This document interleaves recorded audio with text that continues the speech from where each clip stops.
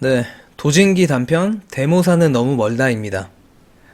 엄청 추운 날에 혜미가 칼바람을 맞으면서 왕십리 언덕배기에 있는 남자친구 진구의 아파트로 가요. 왔어? 진구는 무심하게 말 한마디 툭 내뱉고 다시 두툼한 이불이 두 겹이나 깔린 침대 안으로 들어가 버리는데요. 그 모습에 혜미는 역시 이 인간은 남자친구로서는 실격이라는 생각을 해요. 키도 적당하고 얼굴도 준수해가지고 뭐 외모만 보면 어디 내놔도 부끄럽진 않은데 성실함도 없고 장래는 막막하고 뭐 웃음도 없고 눈물은 아예 없는 그냥 무신경한 인간 그 자체였어요. 근데 그런 진구의 눈빛이 반짝이면서 깨어날 때가 있었는데 바로 돈이었어요. 그리고 간혹 진구의 허를 찌르는 의외의 행동이 혜미한테 색다른 재미를 안겨주곤 해서 혜미는 수많은 진구의 단점에도 불구하고 헤어지진 못했습니다. 오늘 대학로에 연극을 보러 가기로 했는데 진구가 계속 이불 속에서 꿈을 거려요. 그래서 혜미는 진구의 정신머리를 깨우려면 뭔가 생각할 거리를 던져줘야겠다 싶어가지고 진구한테 어제 지하철에서 이상한 사람을 봤다면서 이야기를 시작해요. 혜미는 어제 친구들이랑 학동 사거리에서 술을 마시고 밤 10시 반쯤에 집에 가려고 지하철 7호선을 탔대요. 그리고 노년역에서 어떤 남자가 지하철을 탔는데 그 남자 꼴이 좀 웃겼다고 해요. 짙은색 여자 선글라스를 끼고 있었는데 얼굴이랑 목은 군데군데 긁힌 상처가 있었대요. 상처에 피가 묻어있는 게 금방 생긴 상처 같다고 합니다. 옷은 청바지에 파카 차림에다가 허름한 행색이었고 거기에 뭔가 어울리지 않는 두툼한 가방을 들고 있었는데 무슨 돈뭉치라도 든 것처럼 누가 뺏어갈까봐 그걸 고이 품에 안고 있었다고 해요. 그래서 따라가 봤어? 진구는 어느새 침대에서 일어나 앉아가지고 눈을 가늘게 뜨고 경청을 하고 있어요. 혜미는 자기도 오빠만큼 호기심 많은 거 알지 않냐고. 그래서 그 남자를 따라가 봤대요. 그 남자는 고속터미널역에서 3호선을 갈아탔고 다시 도곡역에서 분당선으로 갈아탄 다음에 결국 대모산역에서 내렸다는데 그 뒤로는 자기도 집에 가야 돼서 그렇게 미행은 끝났다고 합니다. 혜미는 이게 끝이거든 속았지 하면서 장난스럽게 메롱을 해요. 근데 혜미의 바람과는 다르게 진구의 눈은 꽤나 초롱초롱해져 있어요. 오, 재밌는데 그렇게 말한 진구가 그 남자 신체 사이즈에 대해서 물어보니까 혜미는 키도 작고 몸도 마른 게 꽤나 왜소했었다고 해요. 진구는 침대에서 일어나서 한동안 방 안을 서성이다가 입을 열어요. 그리고는 우리 한번 이 남자에 대해서 아주 일반적이고 상식적으로 접근해 보자고 또 그 남자가 아주 합리적인 선택을 했다는 전제를 가지고 생각을 해보자고 해요. 진구의 설명은 이랬어요. 일단 그 남자가 가방을 움켜쥔 모양새로 봐서 가방 안에는 뭔가 소중한 물건을 운반하고 있었던 것 같다고. 절대 잃어버리거나 다른 사람한테 뺏기면 안 되는 물건이었을 거라고 해요. 근데 이상한 건 그토록 소중한 물건을 가지고 있는데 왜 택시가 아니라 지하철을 이용했냐는 거라고 해요. 논현동에서 대모산역까지 아주 먼 거리도 아니라서 확실히 택시가 지하철 타는 것보다 안전성 측면에서 훨씬 낫다고 합니다. 그래서 생각할 수 있는 가장 간단한 이유는 아마 택시비가 없어서였을 거라는데요. 택시 요금을 결제할 신용카드나 교통카드가 없고 겨우 지하철 왕복 요금 정도만 있었을 거라고 해요. 또 대모산역에서 약속이나 심부름이 있던 것도 아니라는데요. 만약 그랬으면 거기서 기다리고 있던 사람한테 택시 요금을 좀 내달라고 하면 되는데 그러지 않았다면서 결국 대모산역은 그 사람의 집도 아니고 약속 장소도 아닌 목적지 그 자체였을 거라고 해요. 그리고 그 남자한테는 아마 예기치 못한 돌발 상황이 있었을 거라면서 그 중요한 물건을 운반하는 걸 미리 알았으면 차를 준비하거나 최소한 택시비라도 가져왔을 거라고 합니다. 진구는 이제 그 남자가 맞닥뜨린 돌발 상황이 뭘까 생각해 보자고 해요. 그 남자는 논현동에 갔다가 예기치 못한 중요한 물건이 생겼는데 그걸 이 추운 날에 대모산역까지 운반해야 할 일이 뭐일 것 같냐고 혜미한테 물어보니까 혜미는 상상이 안 된다고 잘 모르겠다고 해요. 진구는 그 남자가 시간과 장소, 성별에 맞지도 않는 여성용 선글라스를 끼고 있었다면서 일단 그것부터 생각해 보자는데요. 적어도 밤이라서 자외선을 피하기 위한 용도는 아니었을 거고 아마도 자기 얼굴을 가리기 위한 용도였을 거라고 해요. 그리고 또 중요한 건 상처가 생긴 직후에 지하철 탄 거라면서 아마 그 상처는 예기치 못한 돌발 상황 때문에 생긴 게 맞는 것 같고 일반적인 상황이라면 그 남자는 치료를 위해서라도 집에 갔을 거라는데요. 근데 그 상처 치료를 마다하고 바로 대모산역으로 간 건 아마 대모산 쪽에 엄청나게 중요한 볼일이 있다는 걸 의미한다고 해요. 정리하면 남자는 어떤 예기치 못한 돌발 상황이 생겼고 그 일로 얼굴에 상처가 나는데도 불구하고 치료하는 걸 마다했다.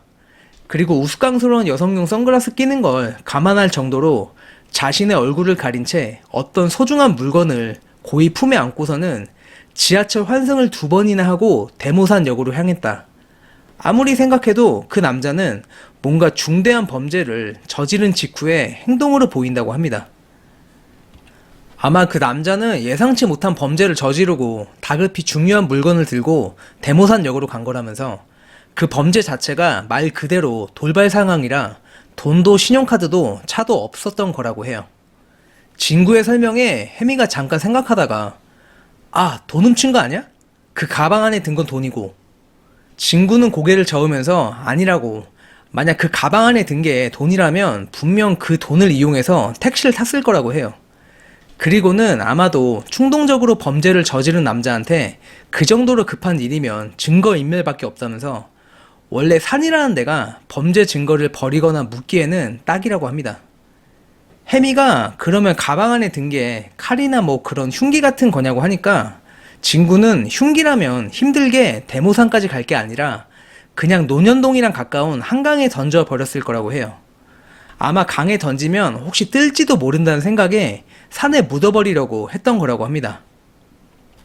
그렇게 말한 진구가 혜미한테 잠깐 기다리라면서 스마트폰으로 뭔가를 한참 검색하더니만 바로 경찰서에 전화를 걸어요.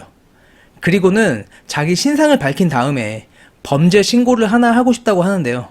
어젯밤에 논현동에서 혼자 살고 있던 여자가 자기 집에서 목 졸려 살해가 됐는데 근데 아마 그 여자 2 손목이 잘렸을 거라고.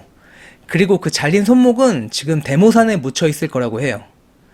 시체는 아마 그 여자네 집에 있을 거고 범인은 피해자랑 잘 아는 남자인데 그 남자네 집은 피해자네 집에서 걸어서 20분 정도 거리에 있고 또 키가 작고 왜소한 데다가 얼굴이랑 목에 긁힌 상처가 있는 남자일 거라고 합니다. 난데없는 경찰 신고에 깜짝 놀란 혜미가 빨리 설명을 하라고 재촉해요. 진구는 웃으면서 진정하라고 말하고는 설명을 이어갑니다. 아까 말한 것처럼 남자는 어젯밤에 어떤 여자한테 어떤 중대한 범죄를 저질렀고 남자가 피해자의 목을 조르는 과정에서 피해자가 바둥거리면서 남자의 얼굴이랑 목에 상처를 냈을 거라고 해요. 아마 그 피해자의 손톱에 그 남자의 피랑 살점이 남아 있을 거라고. 그래서 그 남자는 그 증거를 없애려고 여자의 양 손목을 잘랐을 거라고 하는데요. 손가락이 아닌 손목을 자른 이유는 그 급박한 상황에서 손가락 하나하나 자를 여유는 없었을 거라고 해요. 그 남자는 그렇게 여자의 2 손목을 통째로 잘라서 그걸 가방에 담은 다음에 거기서 가장 가깝다고 생각한 대모산으로 가서 묻은 거라고 합니다. 진구의 끔찍한 상황 묘사에 혜미가 잠깐 몸을 떨더니 근데 왜 피해자가 여자라고 단정을 하냐는데요. 진구는 일반적인 남자라면 뭉툭한 손톱으로는 그 남자의 얼굴에 찢긴 듯한 상처는 내지 못할 거라고 해요. 또 그 왜소한 남자가 일방적으로 목 졸라 죽일 수 있는 남자도 흔치 않다면서 거기에 그 남자가 여성용 선글라스를 낀 걸 보면 일방적이고 상식적으로 생각을 했을 때 그 선글라스는 피해자 거고 그래서 피해자는 여자가 맞다고 합니다. 혜미가 뚫어져라 진구의 얼굴을 보다가 고개를 갸웃하면서 근데 왜 남자는 여자를 죽이고 자기네 집에 가지 않았냐고.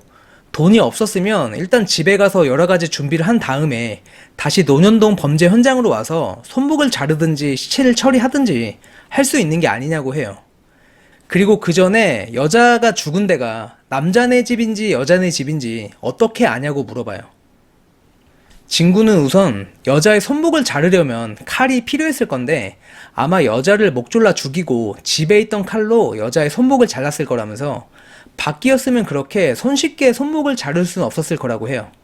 그리고 범죄 현장이 그 남자네 집이었으면 그 밤에 선글라스를 끼고 지하철 2번이나 갈아타면서까지 급하게 증거를 인멸할 필요도 없었을 거라고 해요. 그리고 범인은 차가 없을 수도 있는데 설사 차가 있다 해도 자기네 집에 갔다 오는 동안에 혹시라도 여자 시체가 발견될 수도 있으니까 범인 입장에서는 리스크가 컸을 거라는데요. 또 논현동이라는 동네 자체가 밤에 사람들이 워낙 많은 곳이라서 시체를 통째로 실어 나가는 것도 범인 입장에서는 리스크가 너무 커서 그냥 증거가 되는 손목만 잘라내기로 했을 거라고 합니다. 혜미가 이번엔 근데 여자네 집이 범인네 집에서 걸어서 20분 안쪽 거리에 있다는 건 어떻게 알았냐고 물어봐요. 진구는 그건 사실 추리라기보다는 그냥 추측이라면서 남자가 돈도 없고 교통카드, 신용카드도 없다는 걸 거꾸로 생각하면 그 남자네 집이 피해자네 집에서 걸어갈 수 있는 거리 정도에 있다는 거고 그 거리가 대충 20분 정도일 거라고 생각했다고 해요. 어제 같은 강추위에 20분 이상 걸리는 거리였으면 일반 사람이면 그냥 택시를 탔을 거라고 합니다. 그 말에 혜미가 그건 너 같은 게으름뱅이 기준 아니냐고 반박을 하는데요. 그러면서 한편으로 혜미는 혹시 진구가 경찰에 장난 신고했다고 나중에 추궁이나 당하지 않을까 하는 걱정이 들기 시작합니다. 그렇게 반신반의하고 있던 혜미는 다음날 논현동 원룸에서 혼자 사는 20대 여성이 두 손목이 잘리고 목이 졸려 살해됐다는 뉴스 보도를 보고 경악을 해요. 며칠 뒤에는 경찰이 한 시민의 신고로 대모산에 묻혀있던 여자의 두 손목을 찾았다는 추가 보도가 이어지는데요. 손톱에서 검출된 DNA를 추적해서 평소 여자를 일방적으로 쫓아다니던 한 남자를 체포했다고 해요. 그리고 혜미는 너무 놀라서 충격을 받고 바로 진구의 아파트로 뛰어갑니다. 진구는 혜미한테 별거 아니라는 듯이 의시되는데요. 혜미가 갑자기 궁금한 게 있다면서 근데 그때 경찰에 신고하기 전에 폰으로 뭘 검색했냐고 물어봐요. 진구는 그거 하면서 그냥 보상금이 얼마나 되는지 봤다는데요.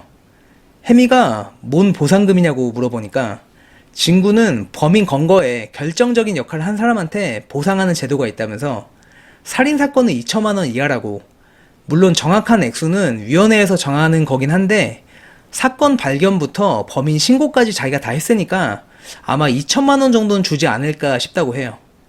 그리고 진구는 이번 겨울은 너무 추운 것 같다고 보상금 받으면 하와이라도 가자고 하면서 이야기는 끝이 납니다. 네, 구독, 좋아요, 구걸 드리고요. 다시 한번 새해 복 많이 받으시길 바라겠습니다. 감사합니다.